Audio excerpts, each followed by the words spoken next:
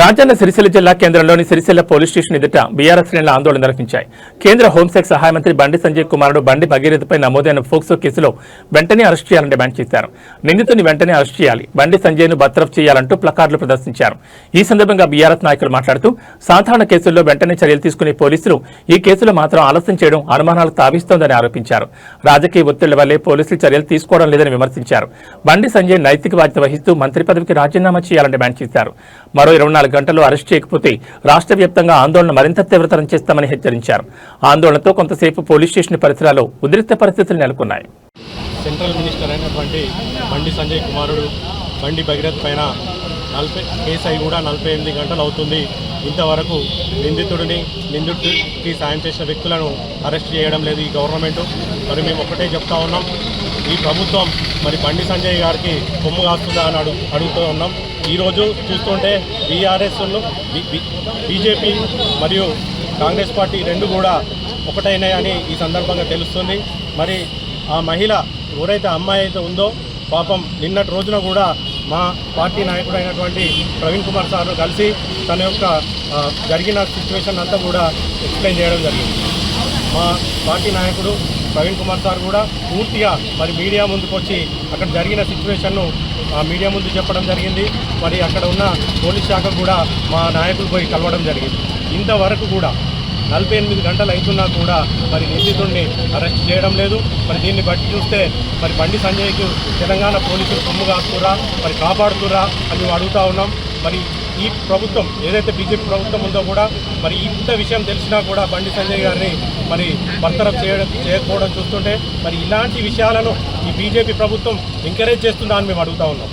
ఒక మహిళకు ఇవాళ బండి సంజయ్ అంటాడు, నేను పొద్దుగాలు లేస్తే అమ్మవారికి దర్శనం చేసుకుంటా, అమ్మవారి గుడికి పోతా, నేను అమ్మవారిని ఎప్పుడు పూజిస్తా అని చెప్తా ఉంటాడు. ఇప్పుడు అమ్మవారి అంశ అయినా ఒక ఆడపిల్లకు అన్యాయం జరిగితే మాత్రం ఇష్టం వచ్చినట్టు మరి నిన్నటి రోజున అమ్మాయి చెప్పడం జరిగింది మా నాయకుడికి, మరి ఇష్టం వచ్చినట్టు మాట్లాడినని చెప్పడం జరిగింది. మరి ఇంతవరకు కూడా ఇవన్నీ బయటకు వచ్చినా కూడా మరి తెలంగాణ పోలీసులు ఏం చేస్తున్నారు, తెలంగాణ ముఖ్యమంత్రి ఏం చేస్తున్నారని మేము అడుగుతూ ఉన్నాం.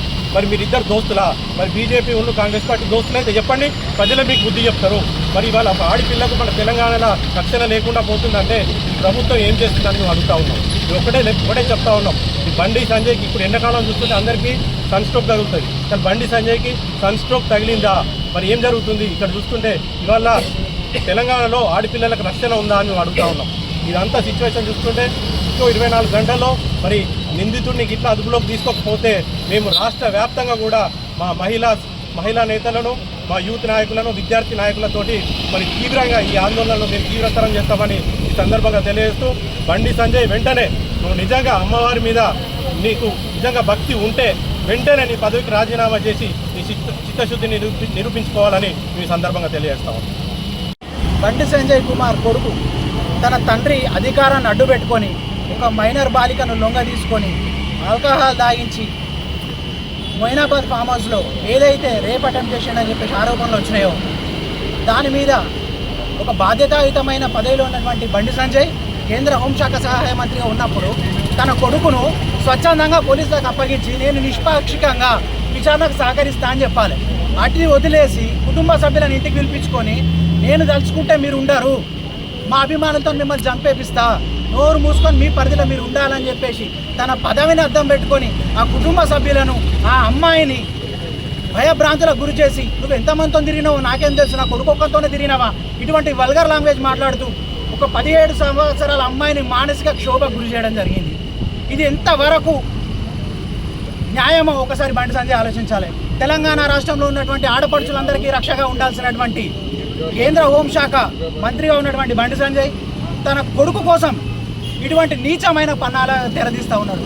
అదేవిధంగా ఆ రోజు ఏదైతే పోక్సో యాక్ట్ కింద వేలబుల్ సెక్షన్లు మార్చి బెయిల్ వచ్చే విధంగా కేసును నమోదు చేయించడం జరిగింది. మేము ఒకటే డిమాండ్ చేస్తూ ఉన్నాం, మీరు పోక్సో యాక్ట్లో సెక్షన్ 8 ఎందుకు ఇంప్లిమెంట్ చేయలేదు? ఏదైతే 41 రోజులు నాన్ బెయిలబుల్ కేసుగా దాన్ని ఎందుకు నమోదు చేయలేదు? బండి సంజయ్ ఒత్తిడికి తలొగ్గి మీరు కేసును ఈ విధంగా ప్రలోభాలకు గురి చేయదలుచుకున్నారా? అదేవిధంగా ఆ రోజు బాధితురాల కుటుంబం ఏదైతే రాత్రి 1 గంట వరకు ఉంచి ఆలోపే కరీంనగర్ 2 టౌన్లో అమ్మాయి మీదనే ఉల్టా హనీ ట్రాప్ కేసులు పెట్టి అమ్మాయి కుటుంబాన్ని భయభ్రాంతకు గురి చేసే విధంగా చర్యలు తీసుకుంటా ఉన్నారు. ఇది మాత్రమే కాదు, ఓ పక్క అమ్మాయి కుటుంబం వాళ్ళ తల్లిదండ్రులు అమ్మాయి రోధిస్తూ ఉంటే నిన్నటి రోజున ప్రధాని మోడీ సభలో రేవంత్ రెడ్డి, బండి సంజయ్ నవ్వుతూ వాళ్ళు ఒక పక్క ఏడుస్తూ ఉంటే వీళ్ళు ఒక శునకానాదాన్ని పొందుతున్నారు.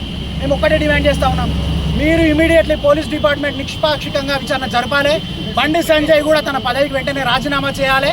చేయని పక్షంలో రాష్ట్ర వ్యాప్తంగా బీఆర్ఎస్ పార్టీ ఆధ్వర్యంలో, అదేవిధంగా యువజన సంఘాల ఆధ్వర్యంలో, మహిళా సంఘాల ఆధ్వర్యంలో, విద్యార్థి విభాగం ఆధ్వర్యంలో చేయబోయే నిరసన కార్యక్రమాలు, జరగబోయే కార్యక్రమాలకు రాష్ట్ర ప్రభుత్వమే బాధ్యత వహించాల్సి ఉంటుంది.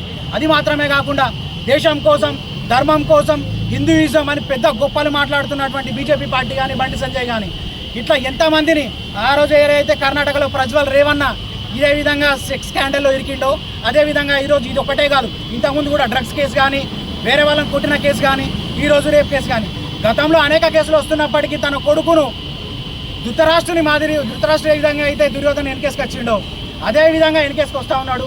రాబోయే రోజుల్లో తీవ్రమైన గుణపాఠం చెప్పదామని చెప్పేసి మేము బీఆర్ఎస్ పార్టీ పక్షాన హెచ్చరిస్తా ఉన్నాం.